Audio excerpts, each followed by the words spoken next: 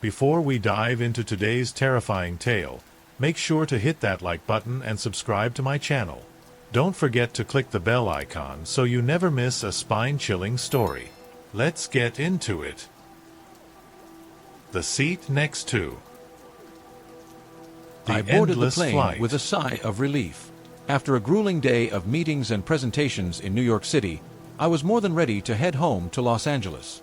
The flight was set to be a quiet, late evening journey, and I hoped for nothing more than a few hours of peaceful solitude. As I made my way down the narrow aisle, I scanned the rows for my assigned seat. When I finally found it, I was pleased to see that the plane was only sparsely populated. I settled into my window seat, only to find that the middle seat beside me was occupied by a middle-aged man. He looked unassuming enough, perhaps in his late 40s, with a neatly trimmed beard and kind eyes behind a pair of glasses. "Hi there," he greeted me with a warm smile as I slid into my seat. "I'm David. Nice to meet you." "Hi, David. I'm Emily," I replied, trying to match his cheerful demeanor. The plane's engines hummed softly as we taxied to the runway, and David made small talk to pass the time. He asked about my day, my trip, and how often I flew for work. I was grateful for the distraction and responded with a few details about my work and my long day in the city. His questions were polite and seemed genuinely interested, which I found comforting after the stressful day I had. As we ascended into the night sky, David's conversation remained light and friendly. He talked about his own travels and shared a few anecdotes about his experiences. It was easy to relax with him at first. His demeanor was warm, and he made me feel at ease. I appreciated the break from the solitude I had expected. But as the flight continued, I began to notice something odd. David's questions, while still seemingly harmless, started to touch on specifics that felt strangely personal. He mentioned details about my recent work trip, like the name of the restaurant I had dined at and the conference I had attended. I was taken aback. I hadn't shared those details with him, and yet he spoke about them as if he had been there himself. I tried to shake off the unease that was creeping in, attributing it to the fatigue from my day. But as David continued to chat, his comments grew increasingly specific. It was as though he knew more about my life than he should. I forced a smile and gave brief, non-committal responses, hoping that the feeling of discomfort would pass. The more he spoke, the more I felt a growing sense of unease. There was something unsettling about his seemingly innocent curiosity, and I couldn't quite shake the feeling that something was off. The cabin lights dimmed, and the plane's gentle hum was almost soothing. I sank back into my seat, hoping to relax and maybe catch a few hours of sleep. The first hour of the flight had been manageable, but now, David's questions were starting to veer into unsettling territory. "So, Emily," he said, glancing at me with that same unervingly warm smile, "how did the meeting go at the Hudson Hotel? I heard it was a big deal." My heart skipped a beat. It went well," I replied, forcing a smile. I hadn't mentioned the hotel to him at all, let alone that it was where my meetings were held. I tried to laugh it off. "You seem to know a lot about my trip." David's eyes twinkled as if he was pleased with the reaction. "I like to keep up with interesting places. You know, I remember you mentioned a conference in your last email, the one with the keynote speaker who..." He continued, casually throwing in details about conversations I'd had with my colleagues. Conversations I hadn't mentioned to anyone, let alone to a stranger. It was as if he had access to my private life, and it was becoming increasingly disturbing. "David, you seem to know an awful lot about my work," I said, attempting to steer the conversation to something more generic. "Have you traveled to New York often?" "Oh, quite a few times," he replied, nodding. "I think we might have crossed paths before. I remember seeing someone who looked just like you at a restaurant a few weeks back. You were with a couple of friends, right?" I forced a laugh, but my smile felt strained. "I don't think so. I haven't been to New York in ages." David's gaze lingered on me, his smile never faltering. "You know, I've always found it fascinating how people's lives intersect in unexpected ways." I tried to focus on the in-flight magazine, hoping to distract myself from the growing anxiety. The cabin seemed to grow colder, and David's casual probing felt more like an invasion. His knowledge of my life wasn't just intrusive, it was deeply unsettling. "Let's talk about something else," I said, trying to sound casual. Do you have any favorite travel destinations? David's response was smooth, but his eyes were fixed on me with an intensity that made me uncomfortable. Oh, lots. But I'm more interested in the stories people have. For instance, I recall you mentioning something about a difficult project at work. How did that turn out? I could feel my pulse quicken. The way he spoke made me feel like I was trapped in a web, and he was the spider spinning it around me. It's fine, I said, my voice barely above a whisper. It's all sorted now. David's smile didn't waver, but there was something in his eyes that made my skin crawl. I could no longer ignore the knot of fear tightening in my stomach. I glanced around the dimly lit cabin, hoping for some sign of normalcy or an escape from this strange and unnerving encounter. But all I saw were the darkened faces of other passengers, their features obscured in the shadows. The plane continued its journey through the night, but the discomfort was now a constant, gnawing presence, and I couldn't shake the feeling that David's friendly exterior was masking something far more sinister. The plane hit a patch of turbulence, and the cabin shuddered violently. I gripped the armrests, my anxiety escalating as the plane rocked back and forth. The discomfort of the turbulence was nothing compared to the growing sense of dread I felt sitting next to David. My mind raced. I had to get away from him. Desperate to put some distance between us, I decided to move to another seat. As the plane steadied, I glanced around, hoping to find an empty row where I could sit alone and regain some semblance of calm. I stood up, hoping the movement would distract me from the creeping fear. But as I walked down the aisle, I was struck by a disturbing realization. Every seat in the cabin was occupied. The once sparse plane was now packed with passengers, their presence making the air feel stifling and oppressive. I approached the nearest row, but the passengers sitting there were behaving oddly. One man was whispering urgently to a woman beside him, their heads close together, eyes darting around nervously. In another row, a woman stared straight ahead with an unnerving intensity, her gaze fixed on the front of the plane as if she were in a trance. I tried to remain calm, but the odd behavior of the passengers only added to my growing panic. I moved to another row, but the scene was the same. People whispering in hushed tones, others with vacant stares. The unsettling atmosphere in the cabin seemed to close in around me, heightening my sense of claustrophobia. Every seat I approached was already taken, and there was no escaping the throng of passengers. I glanced back at David, who was still seated in my original row, his eyes following me with a knowing gaze that made my skin crawl. The realization that I was unable to escape him only amplified my fear. The turbulence continued intermittently, adding to the already tense atmosphere. The cabin lights flickered, casting eerie shadows on the faces of the passengers. I felt trapped, both physically and emotionally, as the oppressive mood of the cabin seemed to seep into every corner of my mind. Desperation clawed at me as I tried to find a way out of this nightmare. My breaths came in shallow gasps, and I could feel my heartbeat pounding in my ears.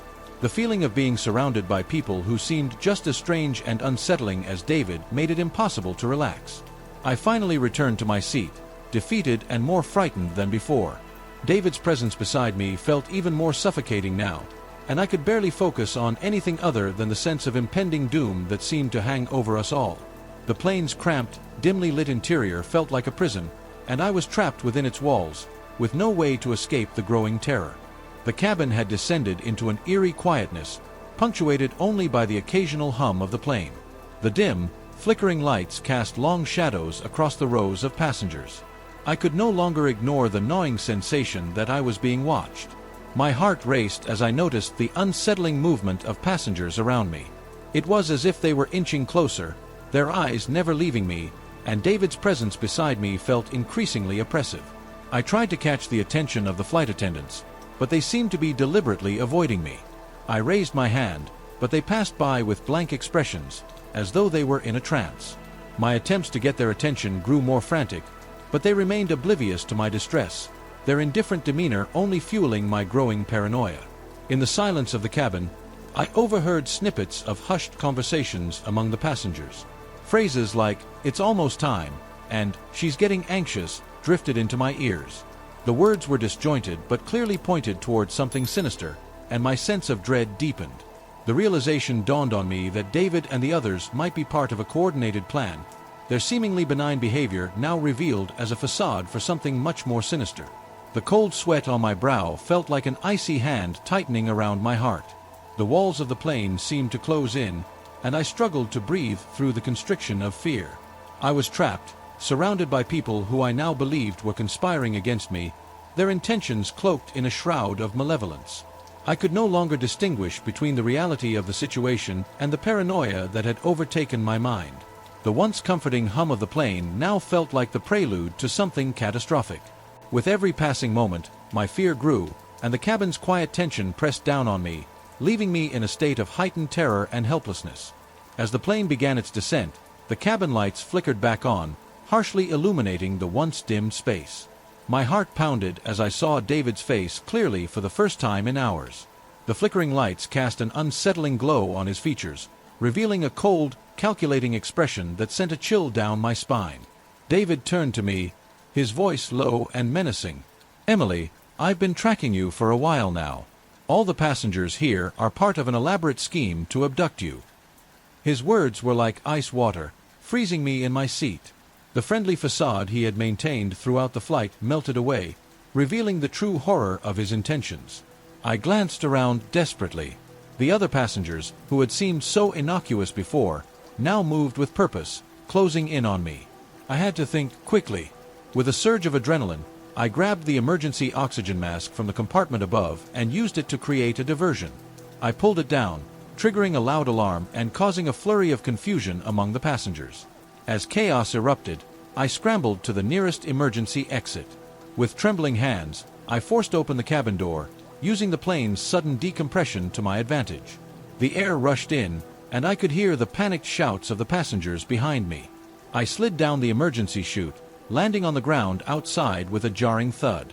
The sound of approaching sirens filled the air as I looked back at the plane, now a scene of disarray. The terrifying plot had been foiled, but the fear and tension of the flight would haunt me for a long time. As the authorities arrived and began to take statements, I knew that while I had escaped the immediate danger, the shadows of that night would linger in my mind forever. The endless flight. I had just settled into my seat on what should have been a routine, long-distance flight. The cabin was calm, the flight attendants were friendly, and the passengers around me seemed relaxed. I was exhausted after a grueling business trip, eager to get home and collapse into my bed. As the plane took off, I closed my eyes, hoping for a smooth journey. About an hour into the flight, I started to notice something strange. The flight path seemed to be looping, or at least that's what it felt like. I glanced out the window, expecting to see something new, but the view was exactly the same as before: clouds, distant land, and endless sky. I rubbed my eyes, thinking the fatigue was playing tricks on me. The turbulence we experienced felt oddly familiar, as if we were hitting the same patches of rough air repeatedly.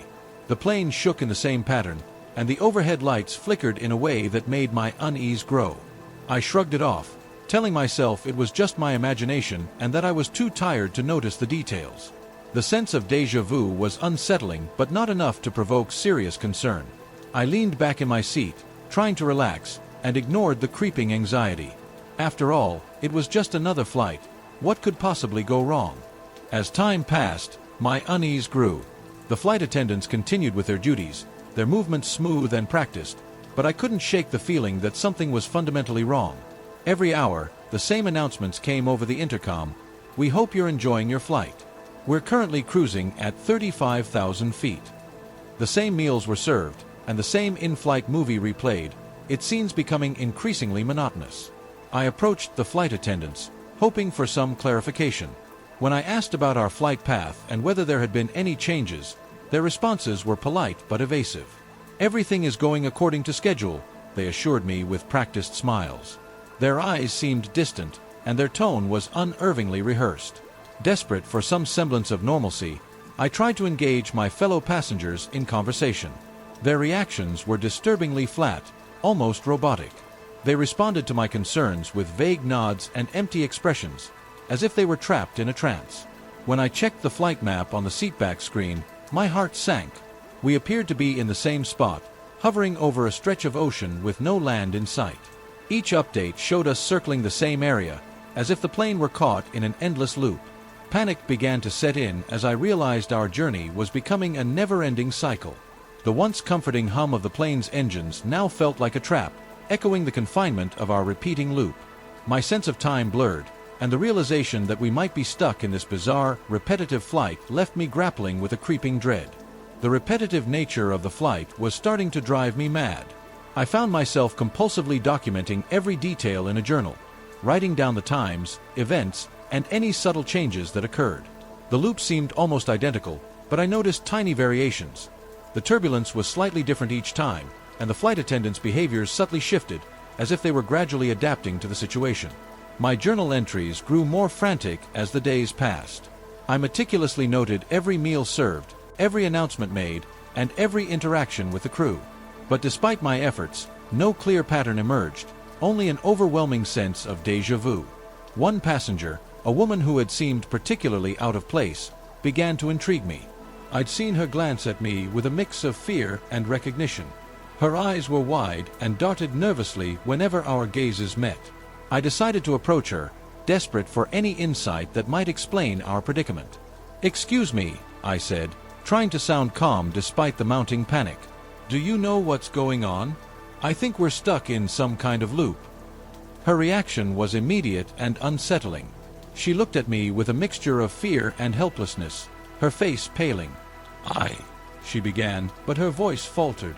She shook her head and backed away, her anxiety palpable. When I tried to follow, she became increasingly agitated, her eyes filled with a frantic desperation. Her refusal to speak and her terrified reaction only deepened my dread. It was clear she knew something, but her unwillingness to share it only intensified the mystery of our endless flight. By now, I was convinced I was trapped in a never-ending flight. My attempts to confront the flight attendants were met with an unnerving calmness. They continued their duties as if nothing were amiss, offering vague reassurances that only deepened my unease. The turbulence had become more violent, the plane shuddering as if battling against some invisible force, the cabin vibrating with an unsettling resonance. The announcements over the intercom had shifted. They were no longer the routine, soothing messages but increasingly frantic and disjointed. Words were slurred, sentences fragmented, creating an atmosphere of disarray that mirrored my growing sense of dread.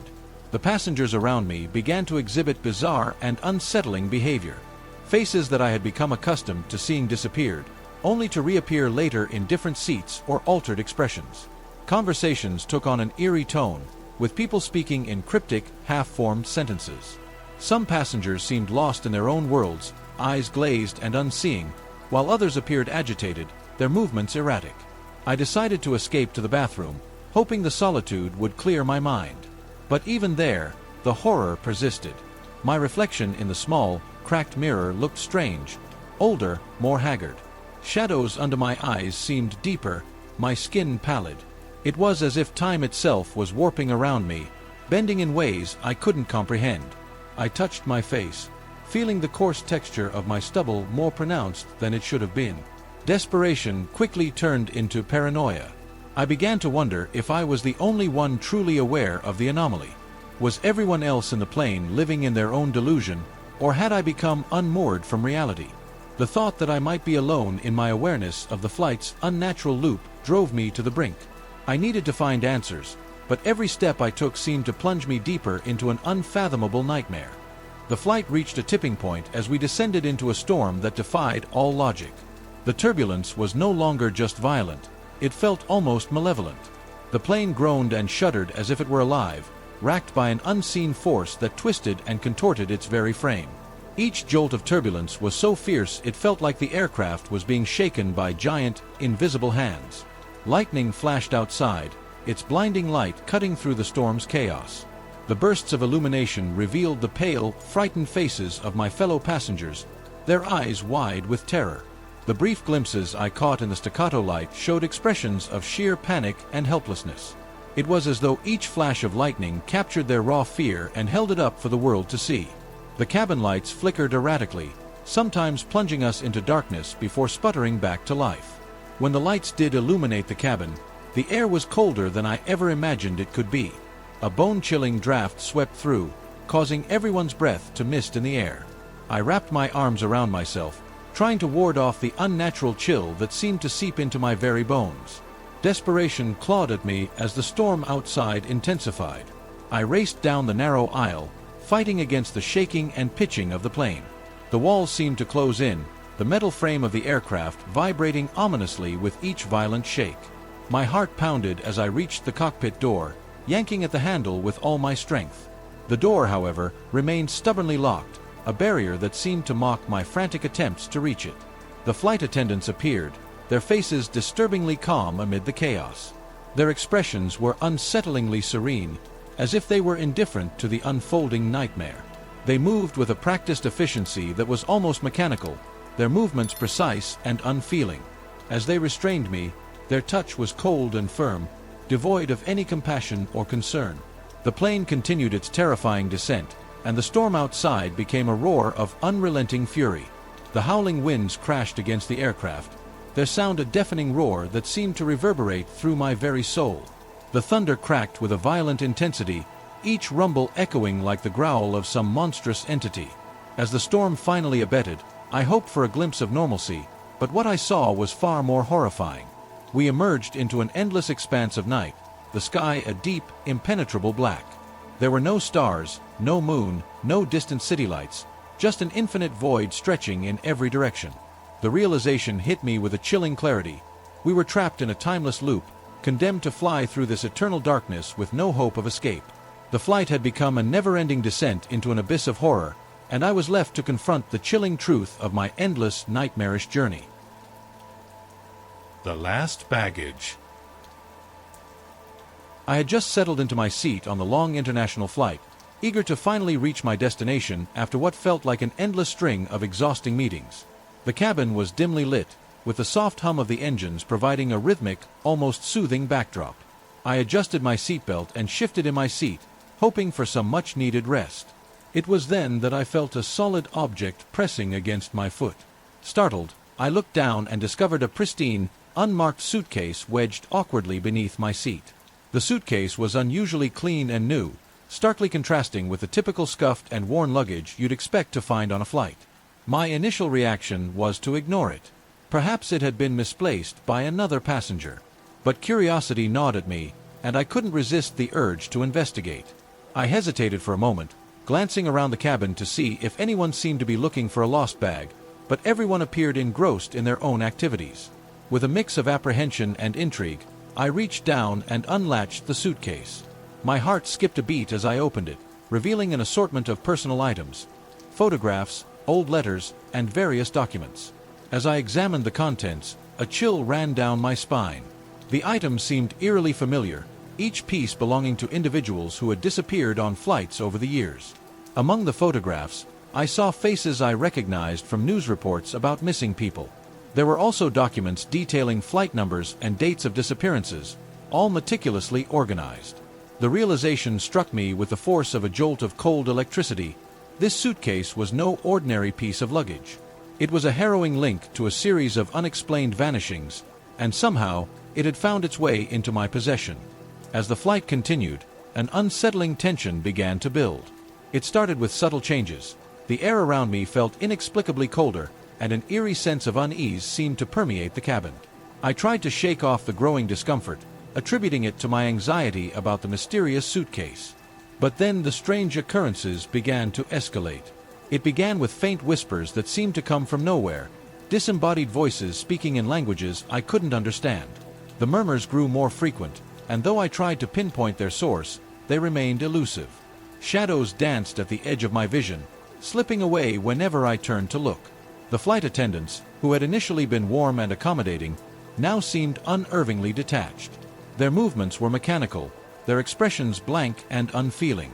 When I approached them to ask about the temperature change or to report my concerns, their responses were curt and dismissive.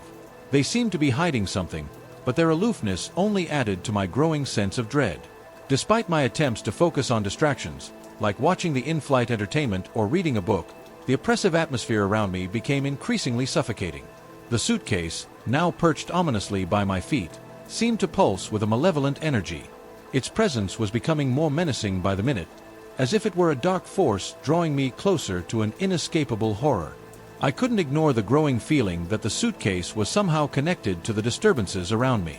The whispers and shadows, the cold air, everything seemed to point back to that one object. And as the plane flew on through the endless night, the sense of impending doom grew ever stronger. Determined to uncover the truth, I turned my attention back to the suitcase, my curiosity mingled with a growing sense of dread. I carefully sifted through the items inside, each piece more unsettling than the last. Among the belongings were photographs of passengers who had disappeared from various flights over the years. Some faces looked eerily familiar, like those I'd seen in news reports about missing persons. My hands trembled as I realized the horrifying connection. This suitcase was linked to a series of mysterious disappearances. The gravity of the discovery weighed heavily on me. As the night wore on, the atmosphere in the cabin grew increasingly oppressive. I began to experience vivid hallucinations, disturbing scenes of people screaming in terror, their faces contorted with anguish.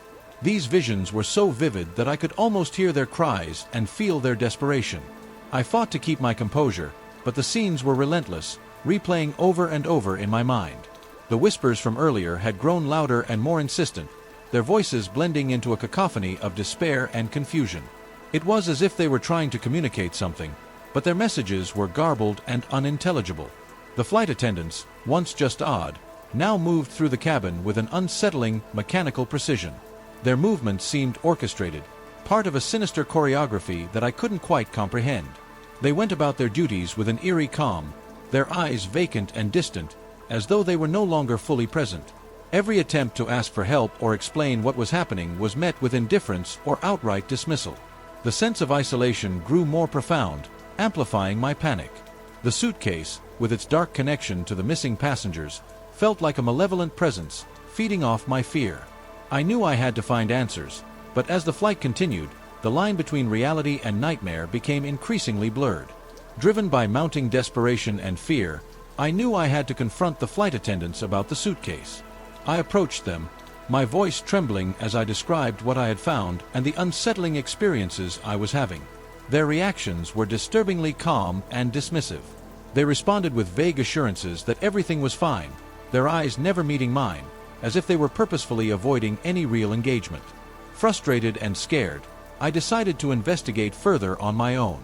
I managed to gain access to the flight's logbook, hoping to find some answers. As I flipped through the pages, my heart sank. Many entries were missing or had been hastily altered, the gaps in the records conspicuously suspicious. The more I read, the clearer it became. The suitcase was not just an isolated anomaly but a piece of a much darker puzzle. The whispers in my ears grew more frantic and dissonant, like a chorus of urgent warnings that I couldn't quite decipher. I felt a cold shiver run down my spine as I stumbled upon a crucial piece of information. The suitcase was a relic from a plane crash that had occurred years ago, a flight that had vanished mysteriously, along with all its passengers. The revelation was bone-chilling. The suitcase seemed to be a conduit for the restless souls of those lost flights, an eerie link connecting their fates to my own. The growing realization that this item might be tied to my impending doom made my blood run cold. I could no longer dismiss the sense of impending danger that had been gnawing at me. Each whisper and shadow seemed to push me closer to a horrifying truth that I desperately wished I could ignore. Panic surged through me as the plane hit severe turbulence. The cabin suddenly plunged into darkness. The whispers that had been a constant, eerie murmur transformed into desperate cries for help, echoing through the cabin.